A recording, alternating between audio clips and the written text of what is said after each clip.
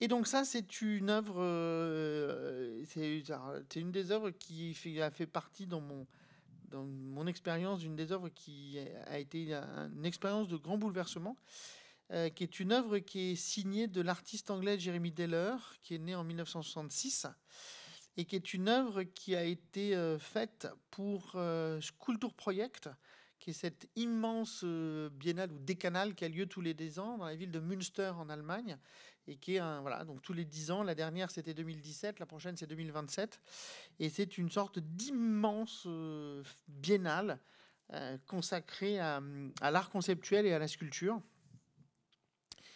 Et donc l'œuvre de Jeremy Deller donc, commence en 2007, non visible par le public en 2007, et elle est restituée visible en 2017. Et cette pièce porte le nom de Speak to the Earth and it will tell you. Alors, qu'est-ce qu'on a dans cette œuvre? Eh bien, dans cette œuvre, on a donc un abri de jardin.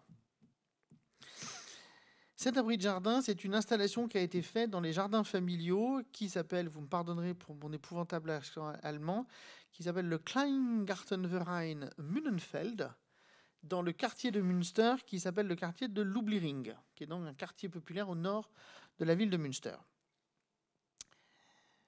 Toute l'archive de ce travail est aujourd'hui, donc pendant la durée de ce Kultur Projekt en 2017, c'était consultable dans ce petit jardin, dans cet abri de jardin de ce jardin partagé, de ce jardin familial, ce qu'on appelle les jardins familiaux en Allemagne. Que nous, on n'a pas, nous en France, on appelle ça les jardins ouvriers, mais en Allemagne, c'est les Kleingartenverein, qui sont ces jardins familiaux.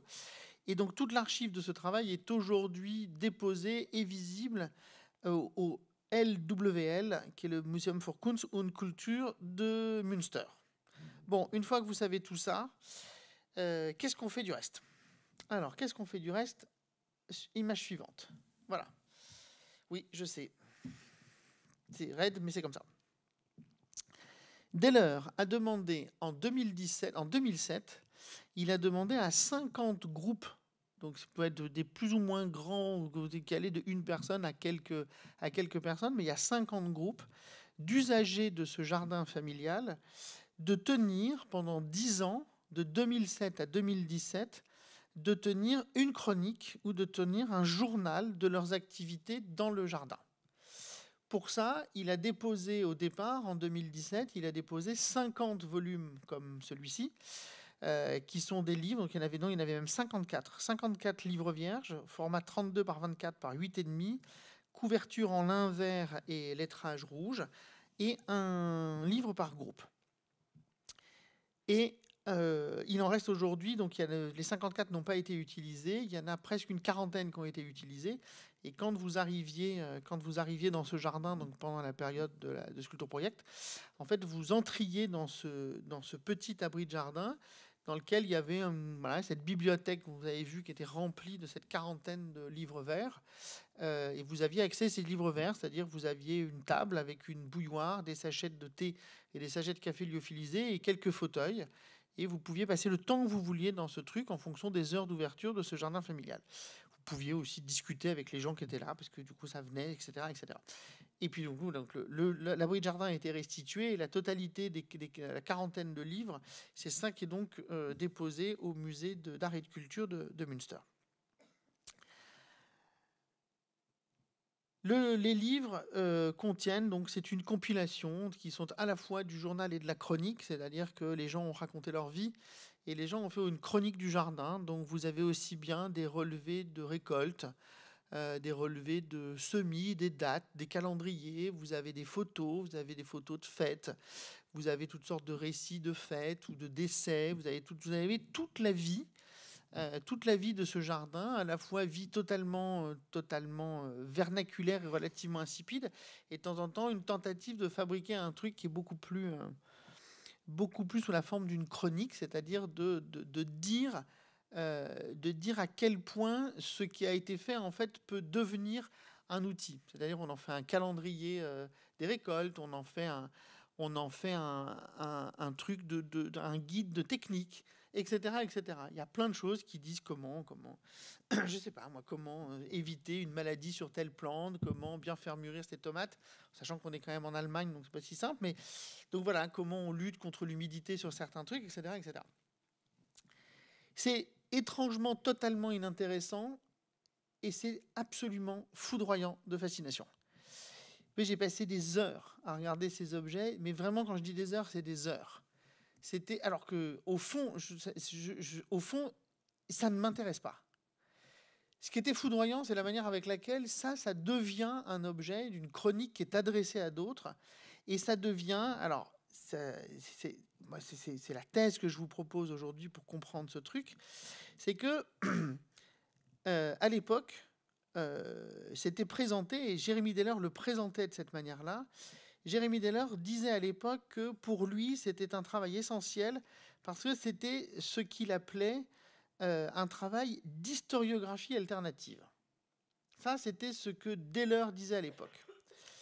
Alors, parce qu'il faut toujours en rajouter et que c'est toujours drôle, et puis plus on fait des mots compliqués, etc.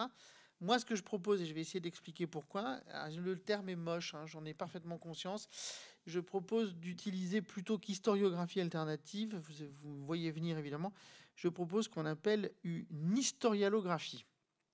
C'est-à-dire quelque chose qui ne soit pas fondé sur la question de l'histoire, mais qui soit fondé sur la question de l'historialité.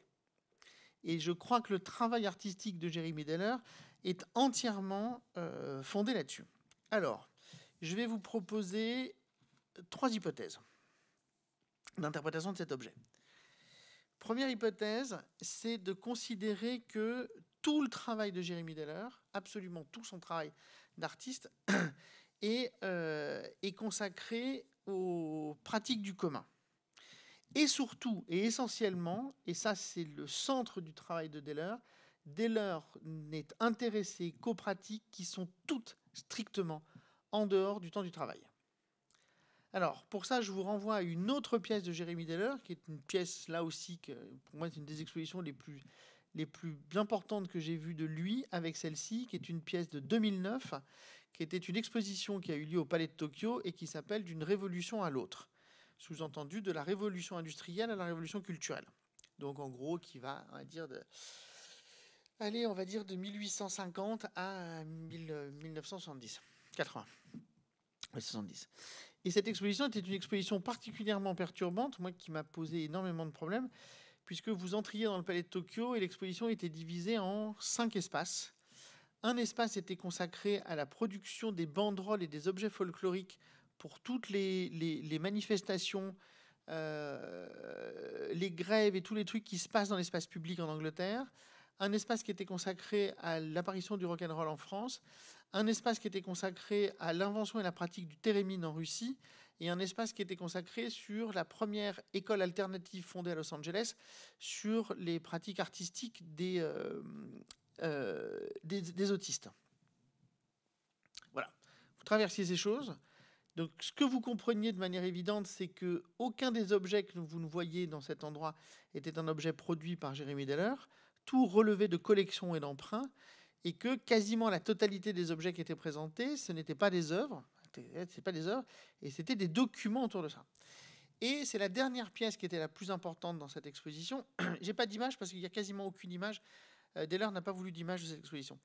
Et la dernière pièce qui était la plus intéressante dans cette exposition, et c'est ça qui a fait twister le truc, c'est que la dernière pièce était une pièce muséographique, où étaient présentés des objets appartenant au monde du travail, et au centre étaient présentés de manière très très muséographique et vraiment très centrale, était présentée la première poinçonneuse de l'histoire, c'est-à-dire la première machine inventée par les Anglais pour poinçonner le temps du travail, c'est-à-dire les machines où vous mettez votre carte, ça vous poinçonne l'heure du travail, et vous sortez, etc., etc. C'est-à-dire la première machine à comptabiliser stricto sensu à la seconde près le temps du travail. Voilà.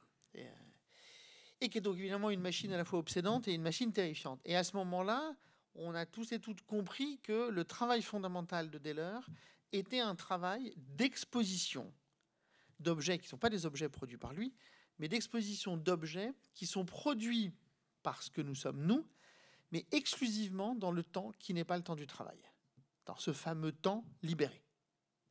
Exclusivement. Et toutes les collections, c'est ça. Et ici, c'est exactement la même chose. Ce qu'il a demandé aux gens, c'est une sorte de chronique de leur temps libéré. De ce temps, c'est leur jardin partagé, c'est là où ils passent du temps, c'est là où ils cultivent du truc, c'est-à-dire du temps qui n'est pas leur temps du travail et qui n'est pas le temps du salariat.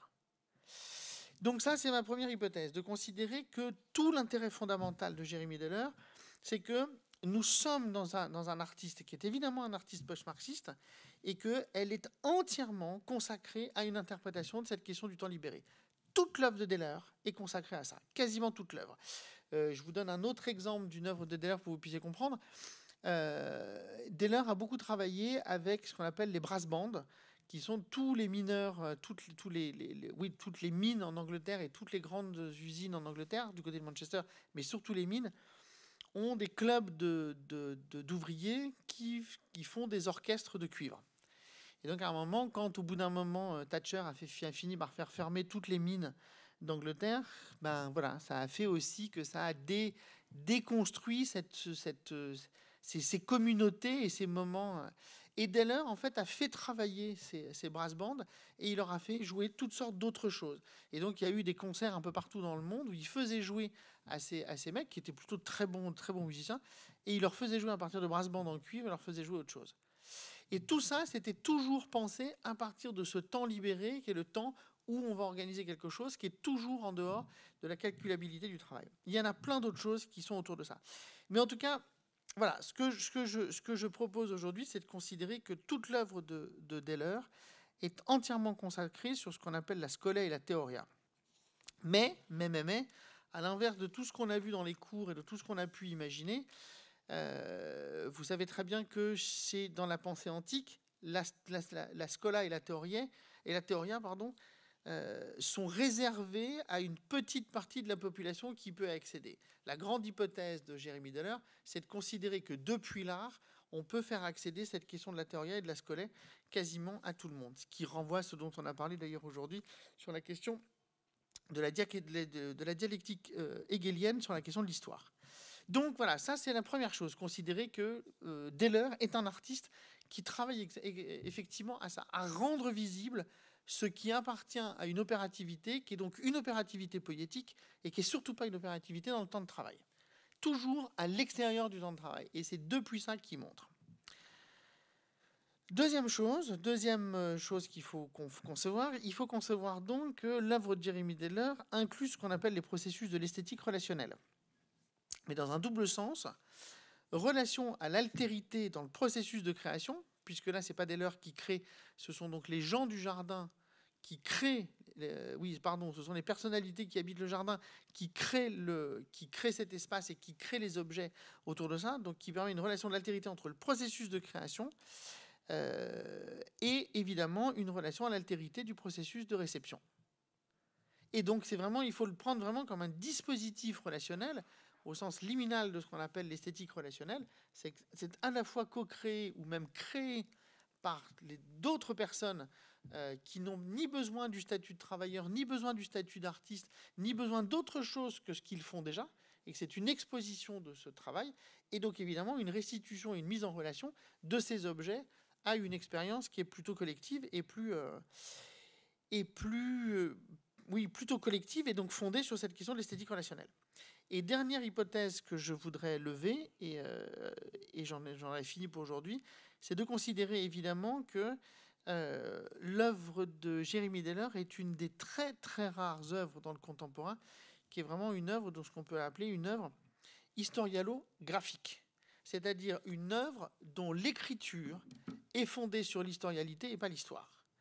Et en fait, je crois qu'il y en a très peu dans le contemporain des œuvres qui font ça. Il y en a très peu, mais il y a celle de Jérémy Deller, qui est ce travail qui fait que ce qui va faire œuvre, ce qui va s'écrire, et principalement sur cette pièce qui a été faite à Münster, principalement dans cette pièce, ce qui s'écrit, c'est l'historialité et c'est pas l'histoire.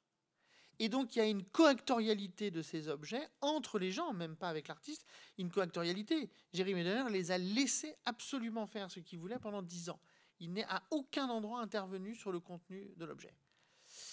Et ben voilà. Et donc, je voulais vous présenter ça parce que ça me semble être extrêmement important. En plus, ça tient en partie au cours que j'ai essayé de vous donner sur cette question de la différence entre l'histoire et l'historialité. et de concevoir à quel point c'est compliqué et de concevoir qu'il y a, à mon sens, il y a très peu d'artistes qui appartiennent à ce régime.